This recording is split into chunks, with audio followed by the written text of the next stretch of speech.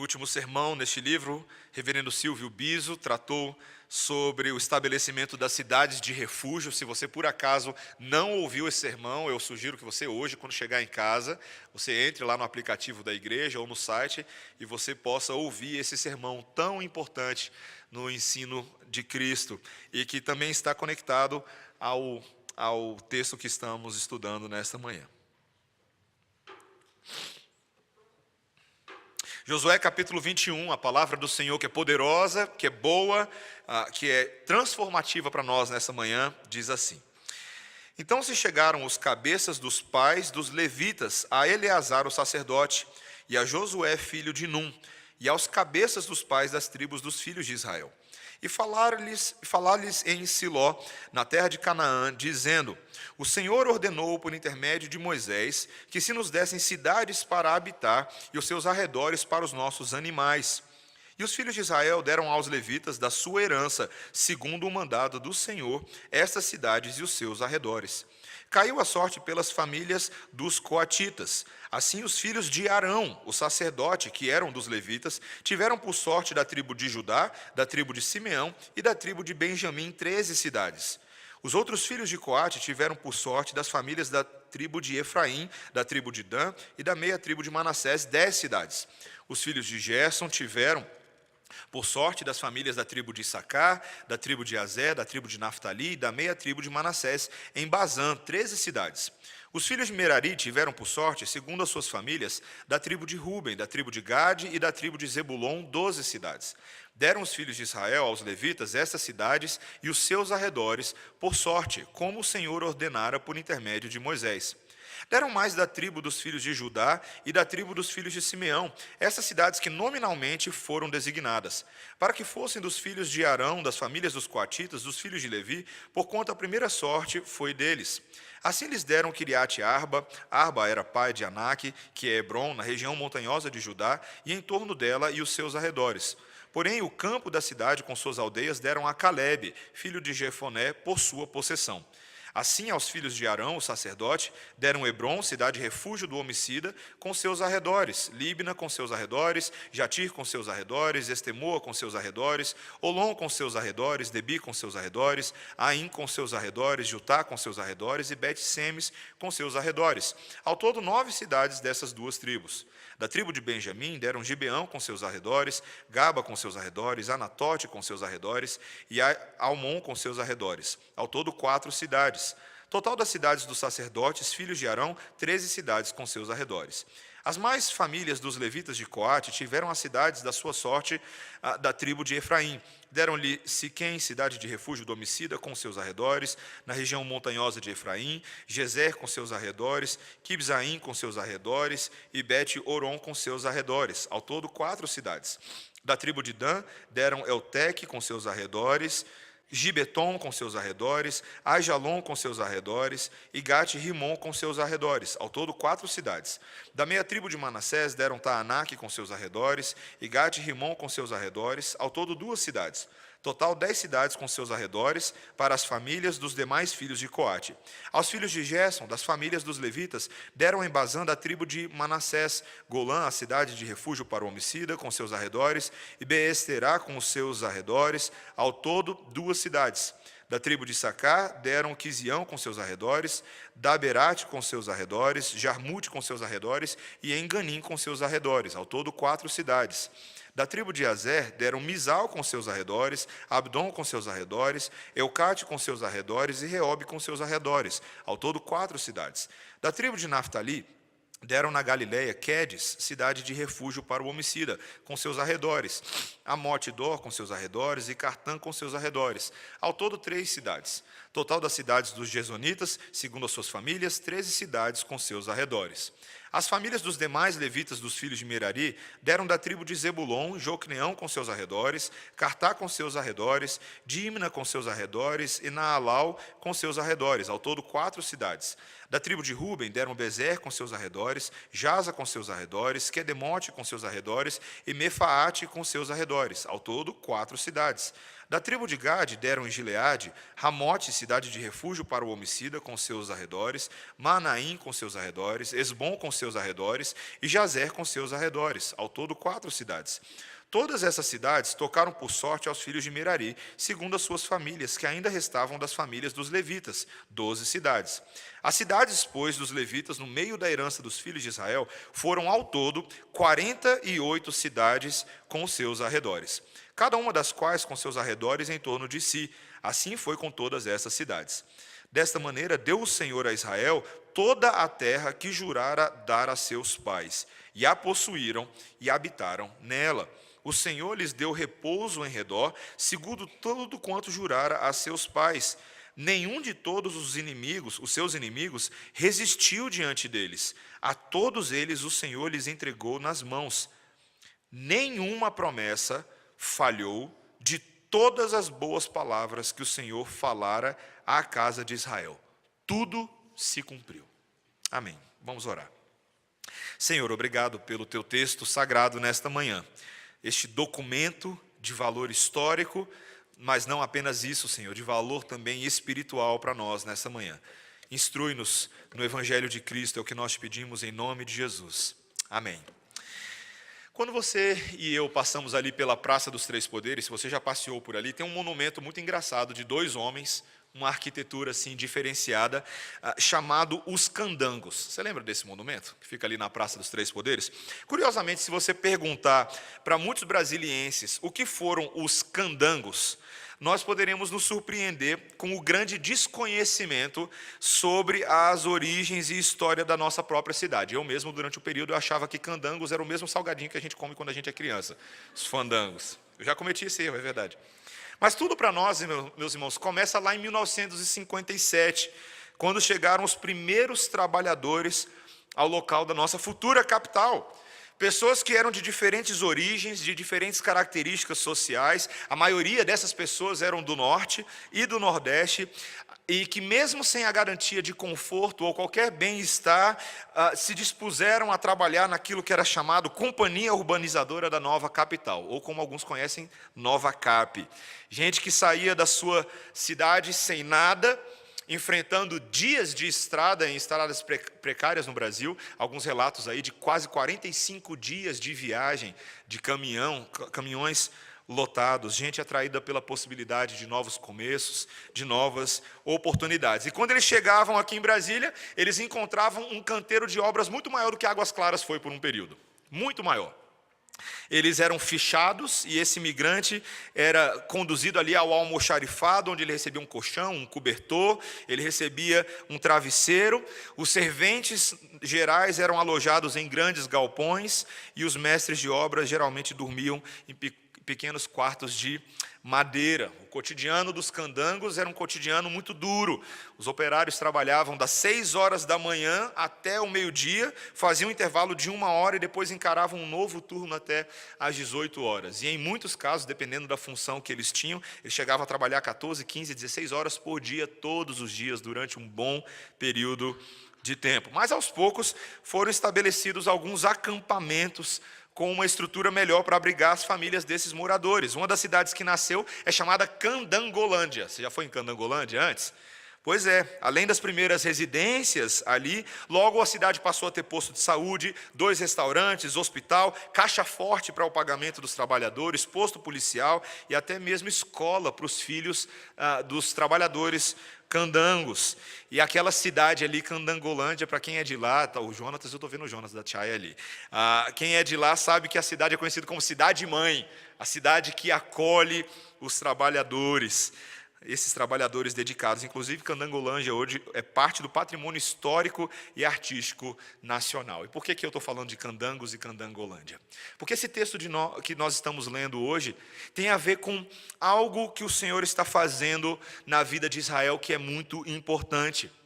Ela revela um Deus que se preocupa em abrigar e acolher os seus trabalhadores que se dedicam seriamente à obra do Senhor. Ele separa cidades para eles. E por meio dessa divisão de terras para os levitas, o Senhor também está nos contando a história de um povo inteiro que é separado para Ele. A história de um povo inteiro que é abrigado no seio do Senhor e será cuidado por Ele, porque somos chamados para servi-lo. E esse texto fala sobre isso. Ele nos mostra 3 áreas importantes para o nosso aprendizado nessa manhã. A primeira é a importância dos levitas em Israel. A segunda é o cuidado para com os levitas em Israel. E o terceiro é que todo o Israel é um povo levítico, um povo sacerdotal separado para Deus. São essas 3 coisas que nós vamos ver. Primeiro vamos ver a importância desses levitas. A última das 12 tribos a se apresentar é a tribo dos levitas. Eles se chegam ali logo no versículo 1 a Eleazar, o sacerdote, a Josué, que era comandante, os líderes do povo, e assim como fizeram Caleb e Josué anteriormente, eles pedem aquilo que lhes era de direito segundo a promessa divina. Olha o versículo 2, olha o que está escrito. O Senhor ordenou por intermédio de Moisés que se nos dessem cidades para habitar e os seus arredores para os nossos animais. Essa tribo de Levi, ela era uma tribo distinta, mas uma tribo com uma importância histórica suprema na vida de Israel. Nos dias de Moisés, os sacerdotes e os trabalhadores do templo, eles eram normalmente escolhidos entre os primogênitos de todas as famílias de Israel. Mas posteriormente, Deus escolheu a tribo de Levi para cumprir essa responsabilidade. Essa tribo ela foi nomeada como uma tribo serviçal especial, porque foi a única tribo que se alinhou com Moisés contra o restante do povo, quando todo mundo estava adorando o bezerro de ouro. Lembra daquela ocasião? Pois é, os levitas ficaram do lado de Moisés. E assim eles foram separados, eles foram consagrados para essa obra, consagrados para o serviço, de forma que eu e você já vimos no livro de Josué, em outras citações, por exemplo, em Josué 13:14, que a herança deles não seria uma herança semelhante à das outras pessoas. Lembra lá em Josué 13? Fala assim, tão somente a tribo de Levi não deu herança, não se deu uma porção de terra. Por quê? As ofertas queimadas ao Senhor, Deus de Israel, são a sua herança, como lhe tinha dito. Existe uma ideia espiritual de que o próprio Deus era a herança deles. Por quê? Por causa desse tipo de serviço que eles desempenhavam. Eles haviam sido consagrados para cumprir os deveres de Deus no tabernáculo. O seu trabalho era um trabalho que tornou possível que o povo viesse ao tabernáculo e oferecesse sacrifícios pela expiação dos pecados. Eles ajudavam os sacerdotes nas mais diversas responsabilidades. Eles preparavam ofertas de cereais, os pães da proposição. Eles purificavam todos os instrumentos sagrados que eram utilizados no templo. Eles cantavam louvores ao Senhor nas oferendas matinais e vespertinas. Eles ajudavam os sacerdotes com os holocaustos aos sábados e nos dias festivos. Eles cuidavam do recinto do templo, das acomodações dos sacerdotes. Gente assim é importante, não é verdade? Gente que muitas vezes faz um trabalho invisível, mas um trabalho de suma importância para a adoração. Deixa eu te perguntar uma coisa, você quando você chega aqui na igreja no domingo de manhã, você se pergunta, nossa, como é que essas cadeiras estão todas arrumadas? Como que a igreja está até cheirosinha, tem um cheiro de produto no ar? Por que o pastor está até arrumado lá na frente? Olha lá, está vendo, o púlpito está bonitinho, o pastor não é muito bonito, mas o púlpito é bonitinho, tem o palco. Você se para perguntar, quem é que faz essas coisas? Meus irmãos, Deus levanta trabalhadores de toda sorte no meio do seu povo para cuidar do corpo de Cristo, para cuidar da igreja do Senhor. Nós sabemos que Deus não habita em templos feitos por mãos de homens. É uma verdade bíblica. Deus não está morando dentro dessas 4 paredes.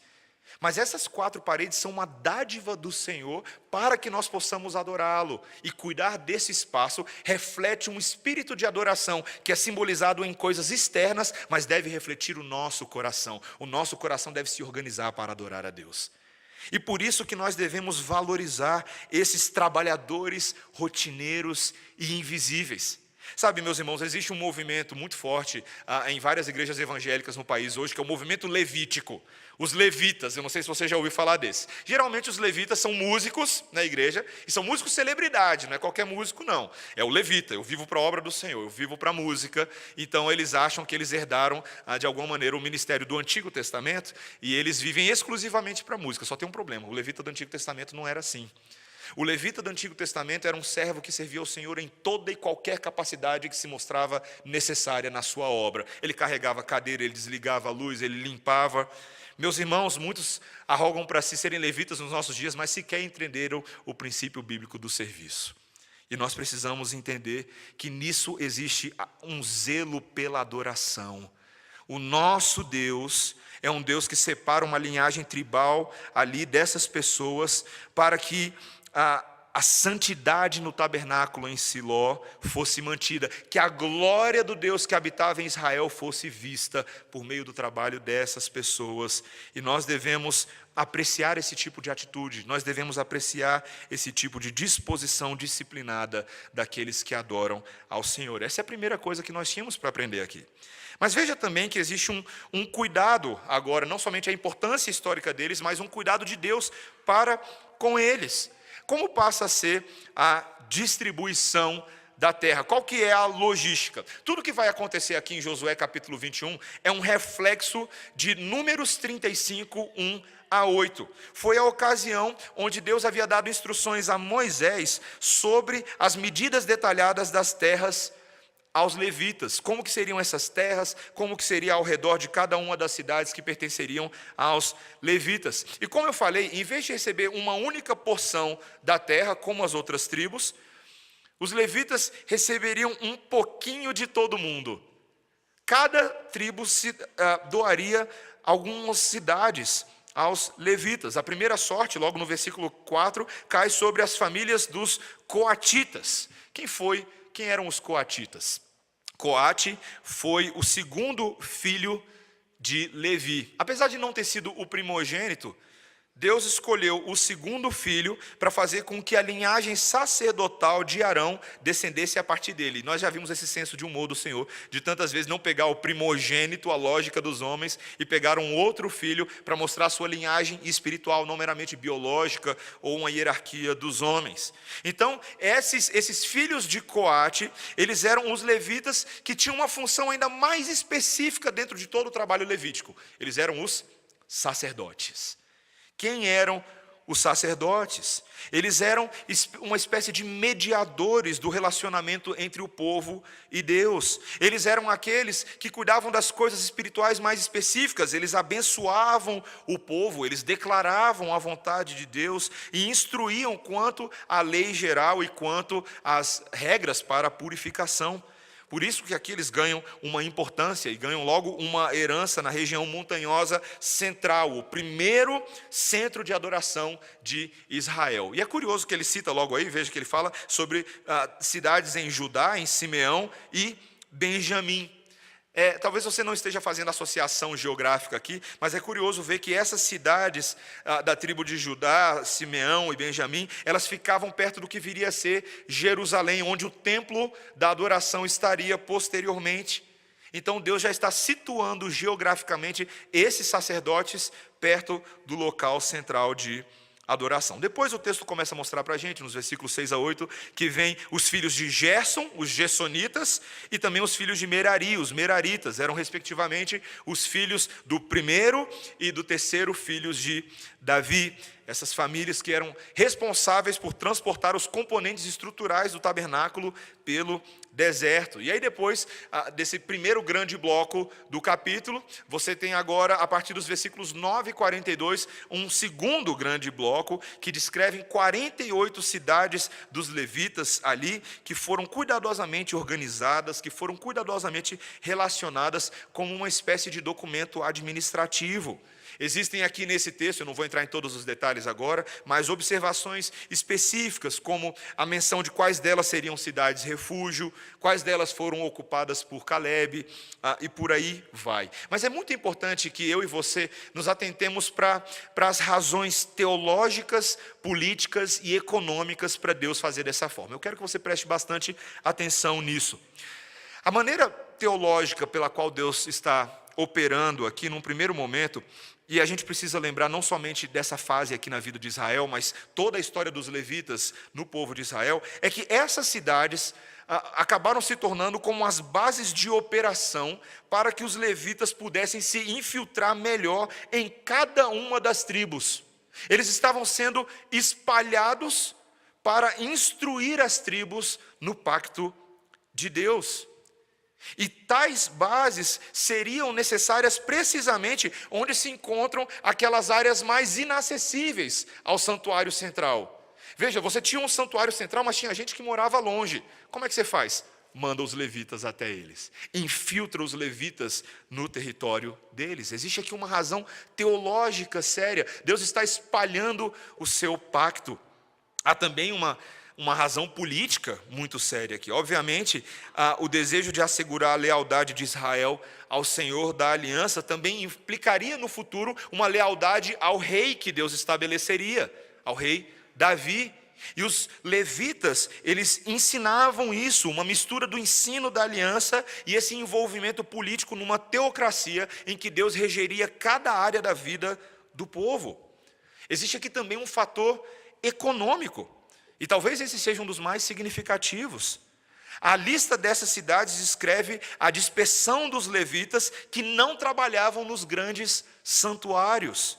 Gente que não tinha renda estável e, portanto, pela lei do Pentateuco, eles pertenciam à categoria dos órfãos e das viúvas. Então essas cidades foram estabelecidas para homens e famílias que precisavam de um alívio econômico.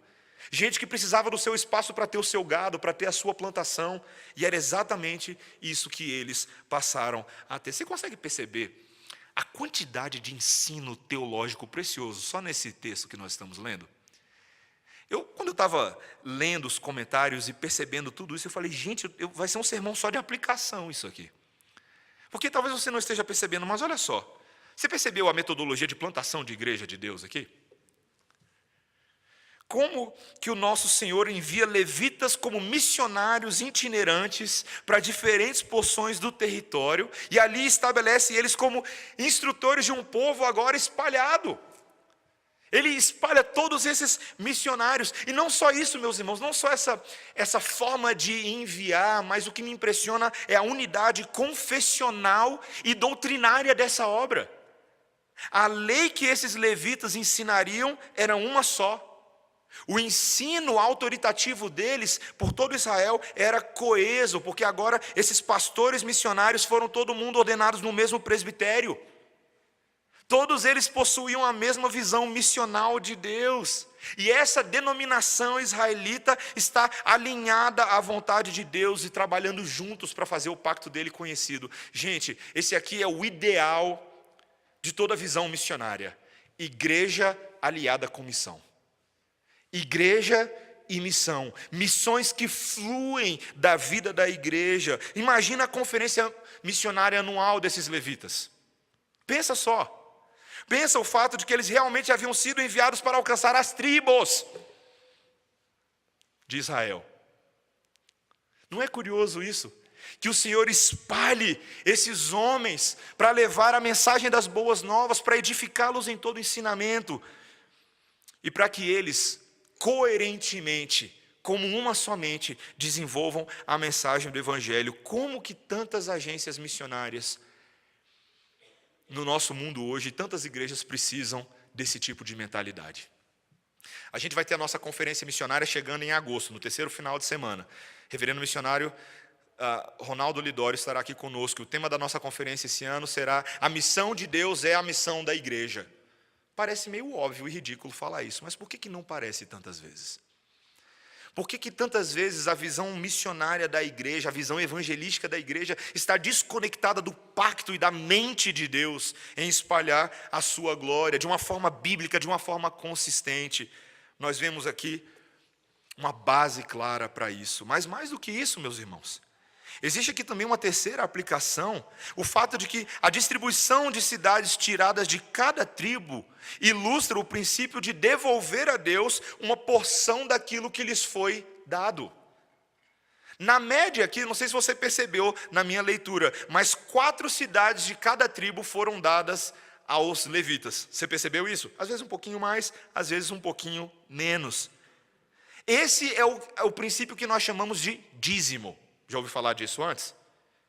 Dízimo é quando você tira uma porção daquilo que você tem e essa dádiva agora, você emprega ela para ajudar outros em necessidade e para estimular a proclamação da fé, para sustentar a obra de Deus.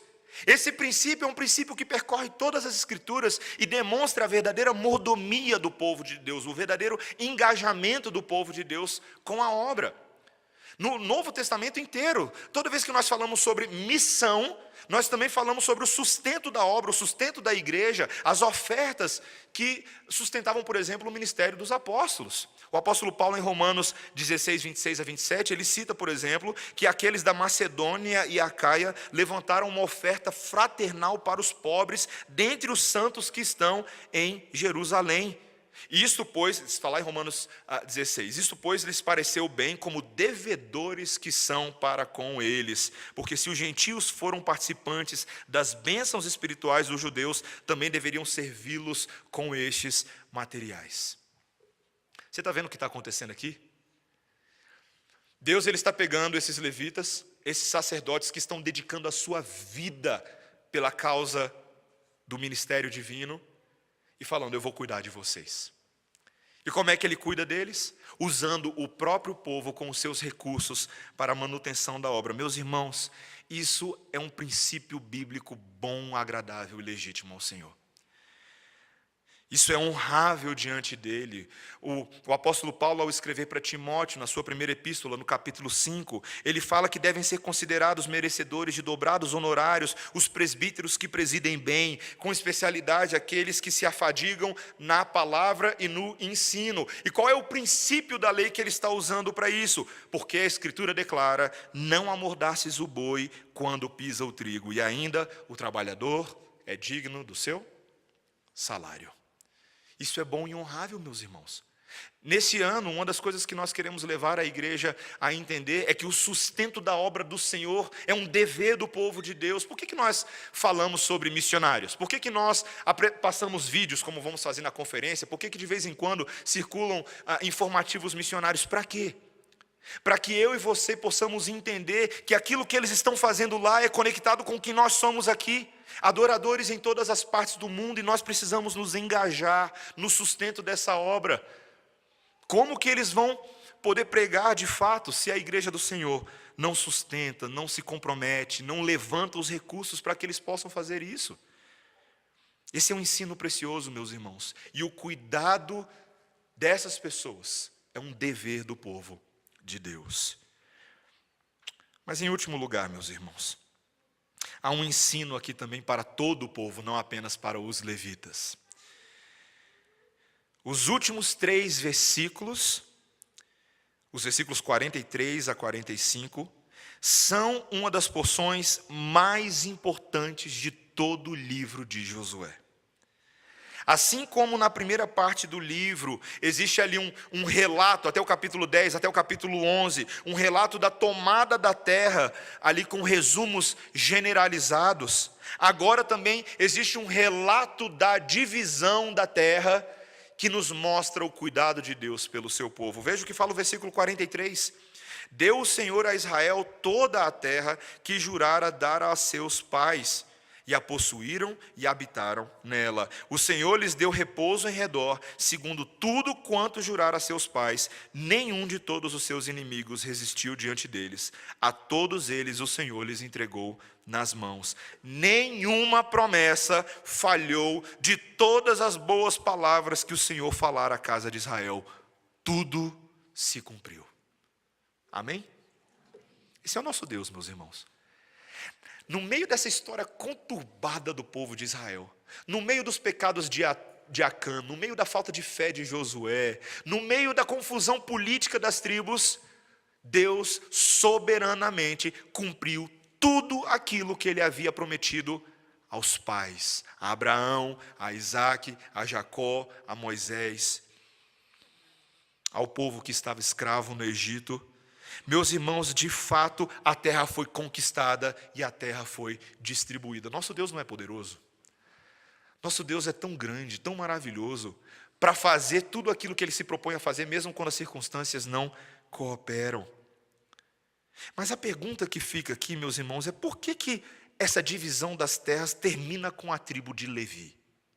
Por que ela não termina com Zebulon? Ou por que ela não termina com Manassés, ou com Issacar, alguma dessas outras tribos? Meus irmãos, porque eu creio que o Senhor estava ensinando, por meio dessa tribo final, por meio dessa divisão, um padrão para Israel que permearia todo o restante das Escrituras, tanto no Antigo Testamento quanto no Novo Testamento, que a terra da promessa é a terra do serviço. Vou repetir. A terra da promessa é a terra do serviço. Os levitas, meus irmãos, são um esplendoroso estudo de caso de um quadro pintado com os pincéis maiores da história da redenção. Um quadro muito mais amplo. Assim como Deus toma uma linhagem de homens de uma tribo para viverem para o seu inteiro agrado, como sacerdotes e servos, e a porção da herança deles não era um mero pedaço de terra, mas o próprio Deus. Assim também, meus irmãos, Deus havia dito a todo Israel, por intermédio de Moisés lá atrás, a todo o povo, que se diligentemente ouvirdes a minha voz e guardardes a minha aliança, então sereis a minha propriedade peculiar dentre todos os povos, porque toda a terra é minha. Vós me sereis reino de sacerdotes e nação santa. São essas palavras que falarás aos filhos de Israel. Está vendo? Os levitas são um exemplinho de quem Israel seria. O povo inteiro era um povo de sacerdotes, o povo inteiro era uma nação santa. Essa é a nossa esplendorosa teologia do pacto. Reverendo Gustavo, lá na aula dele, depois se você for ver, você vai ver que toda semana parece que ele repete a aula, porque tem uma coisa que ele sempre fala. E ele vai falar para sempre, porque é fantástico. Deus separou para si um povo, utiliza um mediador, estabelece um pacto e um relacionamento, planta este povo numa terra para que esse povo viva para a glória do seu Criador. E aqui eu adiciono um detalhezinho: por meio do serviço. Por meio do serviço. Meus irmãos, a obra de salvação de Jesus significa efetivar essa realidade nas nossas vidas. Quantas vezes eu e você pensamos que Jesus, ele veio para fazer, sabe o quê? Olha o que a gente pensa. Jesus veio ao mundo, ele se encarnou para levar a gente desse mundo de maldade e levar a gente para bem longe, para o céu, para a gente nunca mais ter que lidar com isso aqui. Não é o que a gente pensa? A gente só pensa nessa versão da esperança em que eu me desconecto de qualquer materialidade, de qualquer redenção deste mundo. Deus me livra dessa gentalha, porque eu não aguento mais. É o que a gente faz. Mas a mentalidade de novos céus e nova terra, ela é um pouco diferente. Deus, ele não está te livrando deste mundo. Deus está te enviando a este mundo para redimi-lo desde já e começar a participar de uma obra cósmica e gloriosa que ele está fazendo. Deus está transformando esse mundo que jaz no maligno num espaço para a habitação do povo de Deus. É um pouco diferente. Sim, existe muita coisa nesse mundo que vai ser descartada, muita coisa que não presta mais, mas existe também uma transformação de várias coisas, de tal forma que o Senhor haverá de nos mostrar uma obra mais completa, uma obra de serviço. O nosso Senhor Jesus Cristo, o nosso sumo sacerdote, lembra disso? O que ele fez? Como que ele procedeu? Ele subiu aos céus após concluir a sua obra de salvação. Lembra? Ele concluiu a sua obra terrena de salvação. E o que Paulo fala em Efésios 4 que ele fez? Por isso, quando ele subiu às alturas, levou consigo o cativeiro e concedeu dons aos homens. Dons.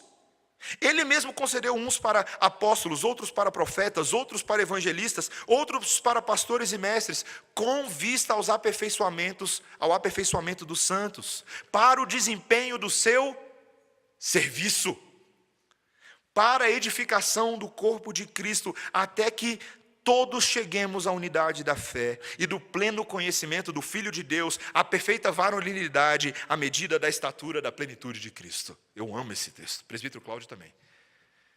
Meus irmãos, o que é a perfeita estatura e a varonilidade de Cristo? Um povo que serve como Cristo serve. Simples assim. Os dons nos são dados para frutificarmos criativamente, diversificadamente, em toda boa obra. Isso é o que nós chamamos do sacerdócio universal de todos os crentes, uma das mais preciosas doutrinas da Reforma Protestante. O fato de que nós resgatamos uma identidade sacerdotal. Pedro falou isso em 1 Pedro 2, 9 e 10. Vós, porém, sois raça eleita, sacerdócio real, nação santa. Ele está resgatando a linguagem de Moisés, lá atrás. Povo de propriedade exclusiva de Deus, a fim de proclamardes as virtudes daquele que vos chamou das trevas para a sua maravilhosa luz. Meus irmãos, nós somos uma nação de consagrados, construtores do reino de Deus de diferentes origens e características sociais, candangos de Cristo, acampados na candangolândia celestial. É o que a gente é. O cotidiano do candango não é fácil, é duro. O horário do nosso trabalho não é definido pela CLT dos homens, mas tão somente pela agenda e pelas demandas do reino de Deus. Não tem intervalo, não tem férias. Gente que perde tudo por amor a Deus, sem garantia de conforto ou bem-estar neste mundo, tomam sua própria cruz, dizem não para si mesmos e seguem o Mestre. Mas, meus irmãos, a capital que se forma por nosso meio é uma Jerusalém fantástica. Ruas de ouro, muralhas altíssimas, fundamentos de pedras preciosas, e Deus habita bem no meio dela. Já imaginou, meus irmãos, uma cidade que não precisa nem de poste, nem de sol, nem de lua, porque a glória do Cordeiro é a sua lâmpada? Iluminação pública de fazer inveja na SEB. E qual que é o nosso chamado hoje, meus irmãos? Espalhar a glória dessa cidade.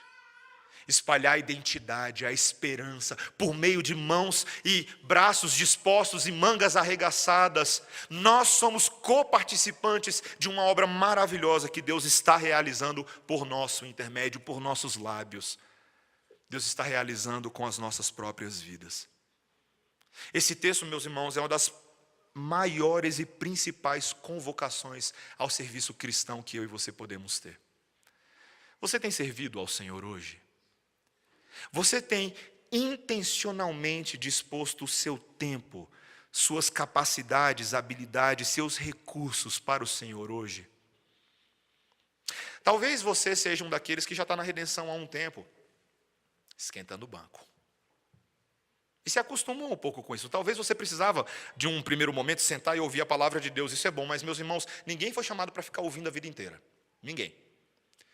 Todos nós fomos chamados para nos envolver, não somente naquilo que parecem ser os ministérios ou serviços da igreja, mas nas múltiplas capacidades onde nós podemos servir a Deus. Esse é o tom do Novo Testamento. Nós falamos, exortamos, admoestamos, cantamos, instruímos, repreendemos, educamos, enviamos, puxamos de volta, construímos, desmoronamos. Fazemos tudo aquilo que é necessário para que Deus seja formado neste mundo, para que a cosmovisão do reino se espalhe. Tantas vezes nós somos especialistas em dar desculpas, não é verdade? Gente, até eu mesmo, eu faço isso de vez em quando. Quando Satanás ou quando este mundo querem colocar na minha cabeça que o trabalho pastoral é mais uma profissão do que um serviço gratuito a Deus, às vezes o coração luta contra a obra voluntária e a obra boa e diligente. Mas nós não podemos ser assim, meus irmãos. Nós precisamos ser aquele povo que sacode a poeira e toca para frente. Gente que não desiste e que segue a mesma diligência do nosso Senhor Jesus Cristo, que olhou para a cruz e foi para ela. É Ele que nos convoca como discípulos hoje sérios a tomarmos a nossa própria cruz e seguirmos o Mestre. Não significa que é fácil, mas certamente é fazível, como o presbítero Cláudio falou para o MP ontem à noite. É factível, é possível, é algo que nós podemos fazer. Abra os seus olhos e perceba os campos brancos e as oportunidades. Existem tantas. Que o Senhor, por meio desse texto hoje, irmãos, nos convoque a essa seara maravilhosa e nos dê capacidade de fazer aquilo que precisamos fazer. Amém? Vamos orar, irmãos. Senhor, obrigado pelo teu texto sagrado nessa manhã, por essa convocação do nosso general ao serviço, à batalha. Senhor, assim como os levitas viveram uma vida dedicada ao Senhor e foram cuidados por Ti mesmo, Senhor, ajuda-nos a ter a mesma coragem. Não olhando meramente para eles, mas olhando sobretudo para o autor e consumador da nossa fé, o nosso Senhor Jesus Cristo, que trocou a alegria que lhe estava proposta pela cruz, sabendo não que a morte em si era prazerosa, mas que o resultado da sua morte seria vida para todos. Senhor, ensina-nos a morrer para nós mesmos e a vivermos para Ti. Nós precisamos disso, Senhor. Ensina-nos a sermos diligentes, estudantes do nosso Mestre amado, aprendizes que colocam em prática toda boa sabedoria e toda boa instrução do Senhor. É o que nós pedimos em nome de Jesus. Amém. Vamos ficar de pé, irmãos. Vamos cantar ao nosso excelentíssimo Deus, nos preparando para a ceia do Senhor. Eu gostaria também de chamar os oficiais à frente. Vamos cantar este hino 221, Vaso de Bênção.